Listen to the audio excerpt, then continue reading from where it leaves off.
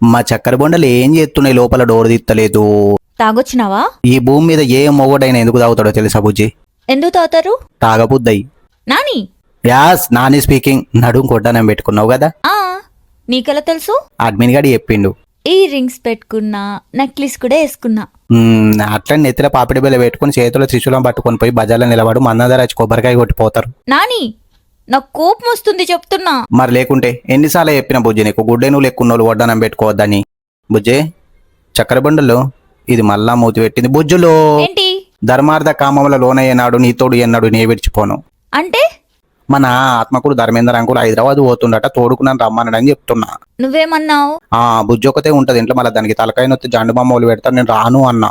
బంగారం నాని నువ్వు.